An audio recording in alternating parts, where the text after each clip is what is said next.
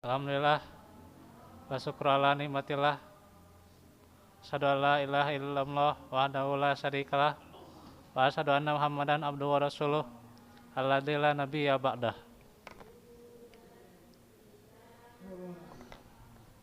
Alhamdulillah ikhwatu fillah, pada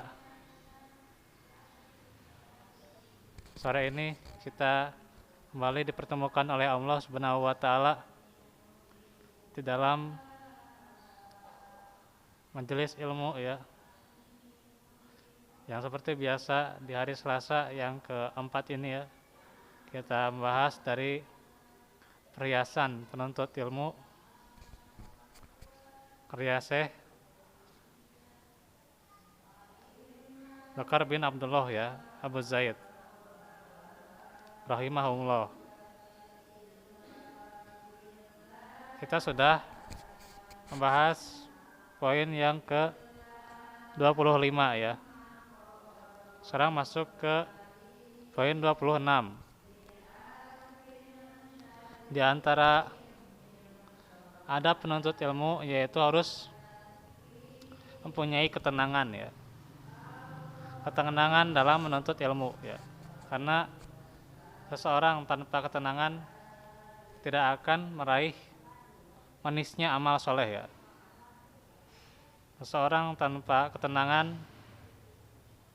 tidak akan meraih manisnya sholat ya. Tidak akan menjadi qurra'ain ya, menjadi permata hati ya sholat itu.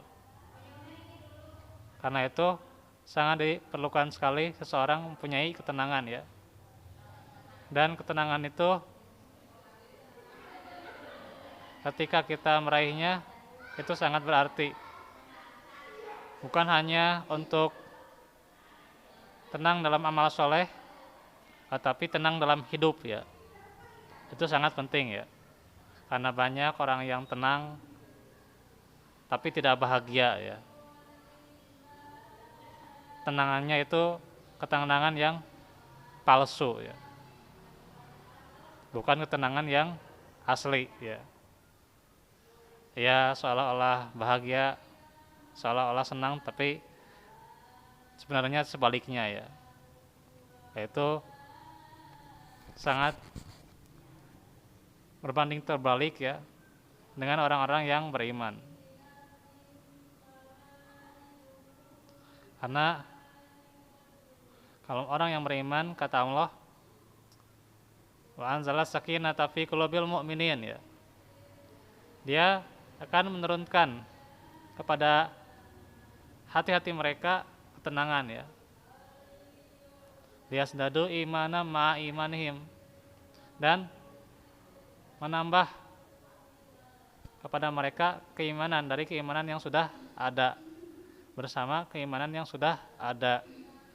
Itu adalah ketenangan yang sangat berarti ya, yang paling berharga gitu. Karena itulah dunia itu sangat tidak ada artinya ya gitu. Tidak ada artinya bagi Allah Subhanahu wa taala. Buat apa kita bersenang-senang di dunia ya. Istirahat nanti itu kita di akhirat ya.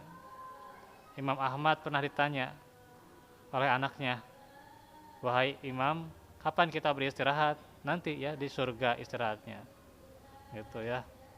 Jadi jangan istirahat terus menerus ya, nanti pusing ya. Istirahat terus menerus ya. Karena hidup ini bukan sekedar istirahat ya. Hidup ini juga bukan sekedar bekerja ya. Tapi hidup ini adalah mencari ketenangan dunia dan akhirat untuk menjadi seorang mukmin yang dicintai oleh Allah Subhanahu wa taala. Itu adalah target hidup kita ya. Kebahagiaan. Kebahagiaan ini harus kita raih ya, harus kita peroleh. Karena itulah orang yang beriman berbahagia dengan keimanannya ya. Bukan berbahagia dengan hartanya. Bukan berbahagia dengan jabatannya. Bahkan selayaknya mereka beristighfar ketika mendapatkan jabatan ya. Karena belum tentu jabatan itu akan menjadi penyelamat hidup mereka ya. Malah menjadi kehinaan ya. Jabatan itu jadi kehinaan buat mereka. Karena itulah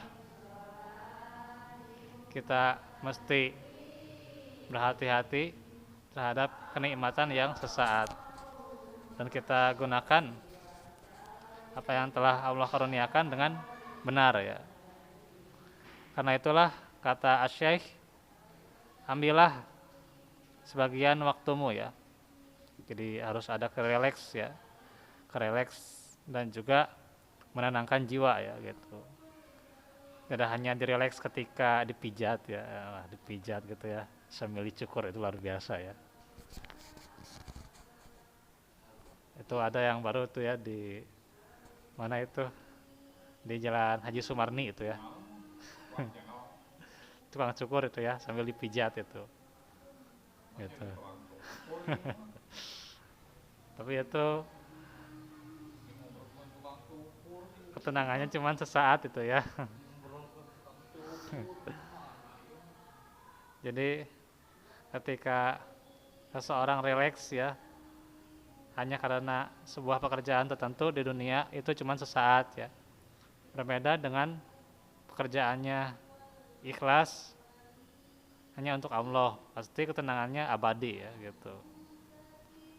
Sampai di akhirat nanti gitu. Jadi harus kita manfaatkan waktu kita.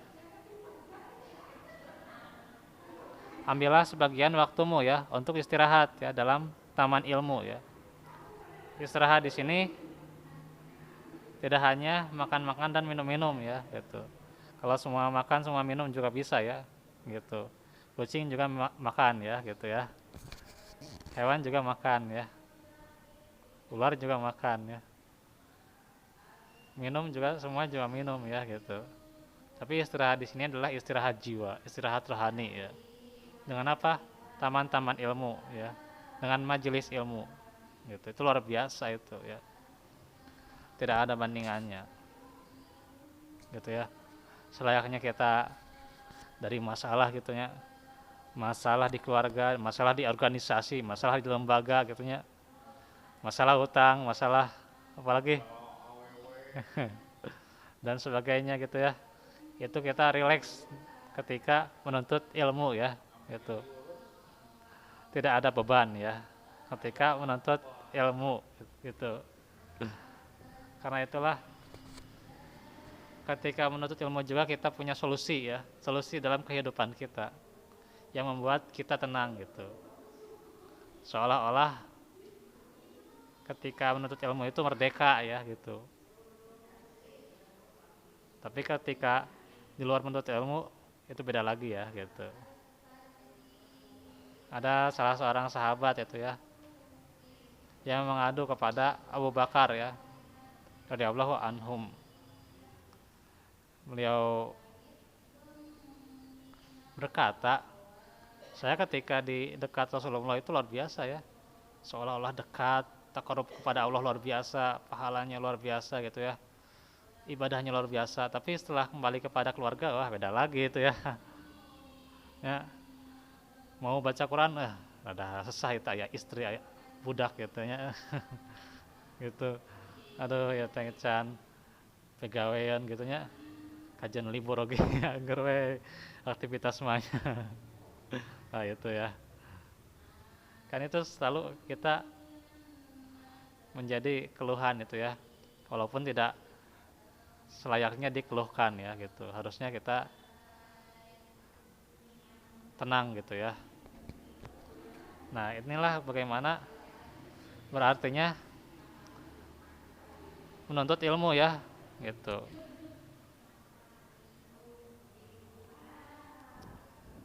Dengan mempelajari dari kitab-kitab ya, pengetahuan umum ya, knowledge ya, ilmu agama Islam, sesungguhnya hati memerlukan sedikit istirahat ya, relax gitu. seperti jasmani yang membutuhkan makanan dan minuman ya gitu. Dan hati juga membutuhkan makanan dan minumannya, yaitu ilmu gitu.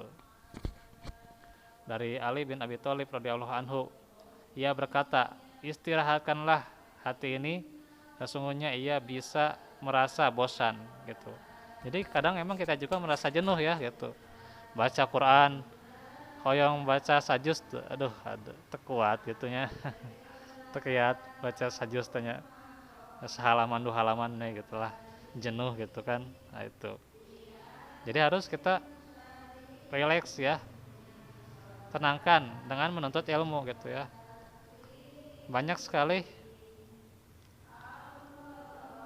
tentunya ladang-ladang pahala itu ya, tidak hanya dalam amal-amal yang seperti biasa, seseorang silaturahmi bersama kerabatnya itu luar biasa itu ya, atau berkunjung ke temannya ya, ziarah ke temannya, ke saudaranya itu luar biasa, akan menenangkan hatinya ya, menenangkan dirinya, punya teman yang soleh gitu. Nah, beda teman yang tidak soleh mahnya gitu, ngomongkeun utang kalakah disebat kere gitunya. Aduh saya boga utang kieu jeung kitu gitunya, sebut ada kamu ada kere gitu. Nah itu ya orang yang tidak soleh itu ya, tidak soleh gitu, maunya ngomel-ngomel dan komen gitu ya. Dia mah teu jauh. Nah gitu. Jadi kita harus tenangkan dengan ilmu gitu. Sesungguhnya ia bisa merasa bosan hati itu, sebagaimana badan merasa bosan ya, merasa jenuh, harus istirahat, harus tidur ya gitu. Sedikit lagi ya, mau turun hujan ya lagi ya. Yang selanjutnya, selain itu juga adab yang selanjutnya yang ke-27, yaitu membaca ya sambil mentashih ya, membetulkan ya, dan dobit ya. Dobit itu mencatat ya gitu. Jadi seseorang ketika belajar harus ada pembetulnya ya gitu, harus ada yang membetulkan, yang mengoreksi ya, yang menasehati, itu harus ada. Jangan belajar sendiri ya, belajar sendiri merasa benar sendiri ya gitu. Akhirnya ya baca Quran seolah-olah semuanya benar gitu ya, padahal banyak kesalahannya gitu. Ya ada taya nu ngabenerkeun teh gitu ya. Akhirnya sudah saja begitu, semua yang salah lewat saja ya, gunah mimnya itu atau matnya itu udah lewat saja gitu ya, padahal teuing bener atau salah oge gitu ya, udah baca sendiri gitu ya. Gitu. Nah itu kalau dia tanpa berguru ya, nanti ada pelajaran lain ya, penjelasan al ilmu ya, penjelasan al ilmu itu luar biasa. Terus juga dia harus dobit ya, mencatat mencatat apa yang ia pelajari, apa yang ia dengarkan gitu. Sudah dijelaskan tentang orang yang semangat belajar hadis ya. Kemudian dia berusaha memahami, mencatat dan menghafalkan. Itu luar biasa. Bagaimana semoga Allah akan menaungi kita dengan cahaya. Tidak ada bandingannya ya cahaya ini ya. Kalau Mas Soiban Nafian. Karena itu kata Syekh, berusahalah untuk membaca dengan mentashih ya, dan mencatat di hadapan guru atau syekh yang ahli ya, agar engkau aman dari tahrif ya, pembelokan atau penyimpangan ya.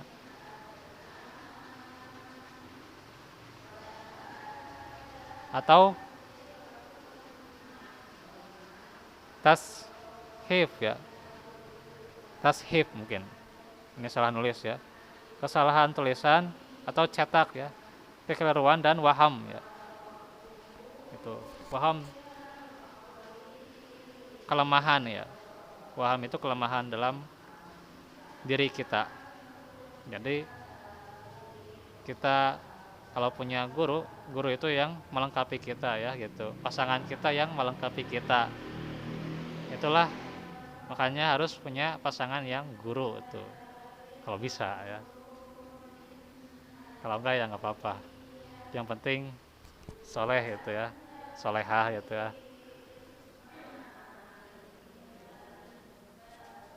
Nah itu jadi kita harus punya orang yang perbaiki.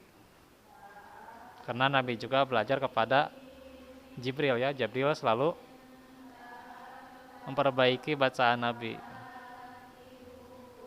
Begitu juga para sahabat selalu diperbaiki oleh Nabi. Lanjut lagi ya. Dua lagi ya. Kemudian kita juga yang ke-28 harus meringkas kitab-kitab yang besar ya. Nah ini kitab itu kalau dibaca semuanya nggak sanggup mungkin ya. Berjilid-jilid, 12 jilid, 10 jilid itu ya. 3 jilid bahkan juga udah males gitu ya. Apalagi sekarang ya udah ada HP gitu ya, udah ada elektronik, media di mana-mana gitu ya.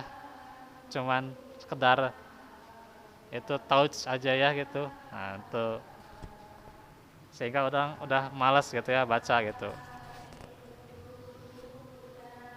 Gimana caranya? Solusinya? Ya kita ringkas ya, ringkas tulis di PDF gitu ya. Nanti suruh teman kita untuk download gitu ya, download ini hasil tulisan kita PDF kita. Tapi nanti kita koreksi dulu ke guru kita ya gitu, yang terdekat. Nah itu sangat penting sekali ya, meringkas kitab-kitab seperti itu.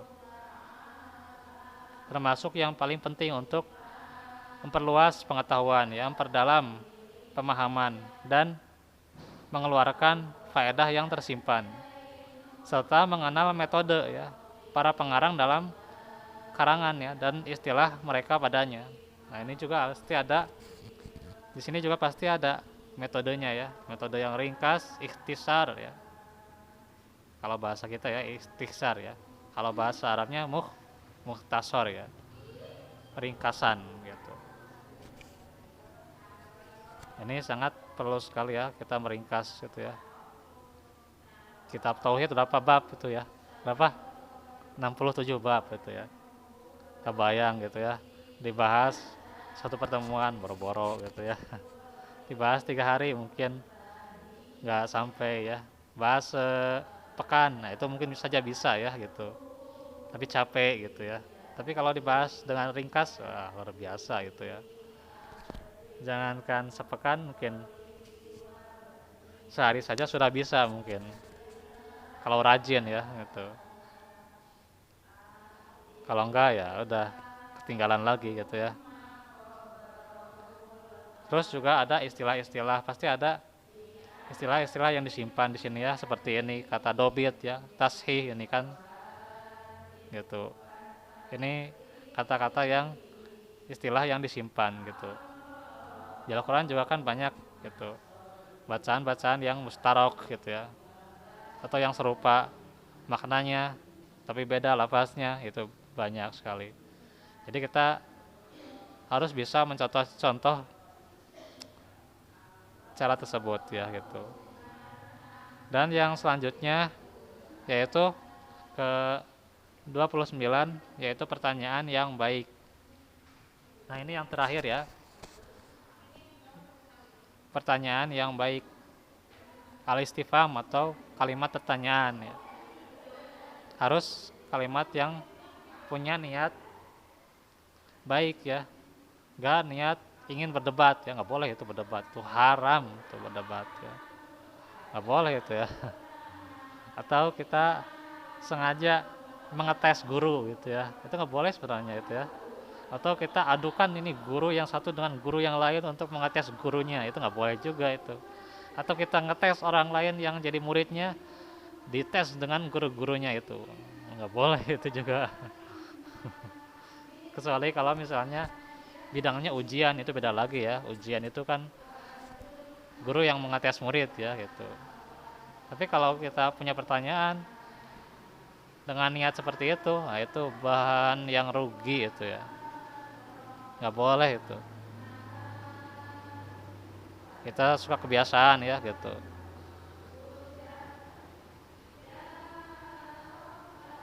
Bertanya di pengajian ya untuk mengetes gitu. Ya bisa tuh guru nat.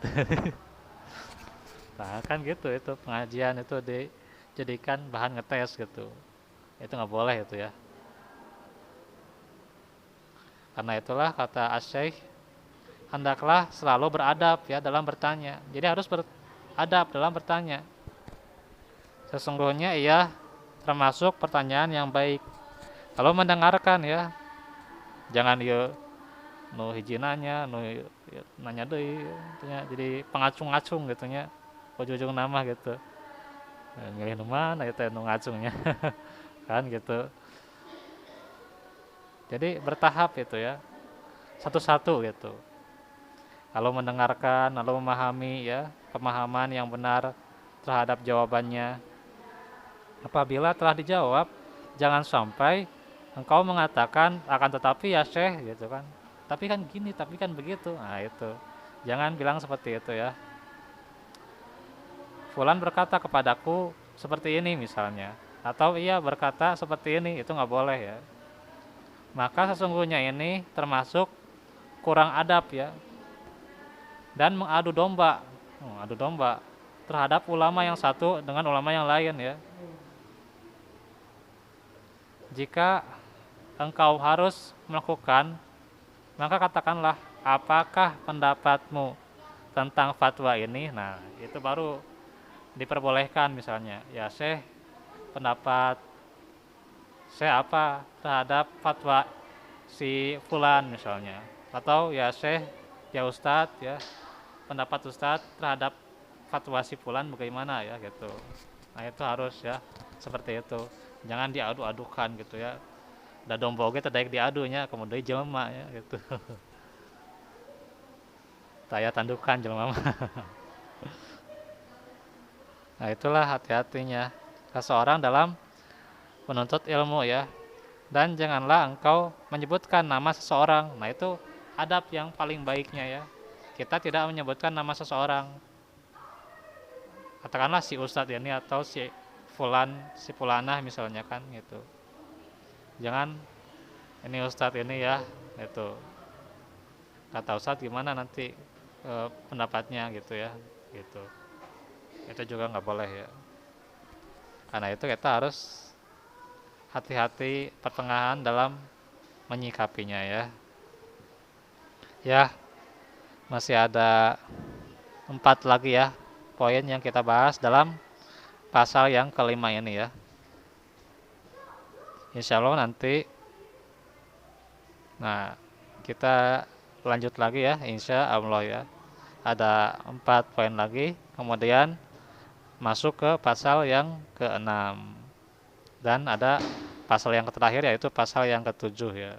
Sedikit lagi nih ya. Moga-moga cepat selesai ya. Itu saja yang bisa disampaikan pada sesi ini ya. Insya Allah besok kita lanjut lagi dari pembahasan tafsir ayat-ayat pilihan ya, seputar sebab-sebab pertolongan Allah. Walafu minkum wa jazakumullahu khair. Rabbana atina min ladunka rahmah wa hayyi lana min amrina rasyada. Subhanakallahumma bihamdik asyhadu an la ilaha illa anta astaghfiruka wa atubu ilaik. Walhamdulillahirabbil alamin. Wassalamualaikum warahmatullahi wabarakatuh.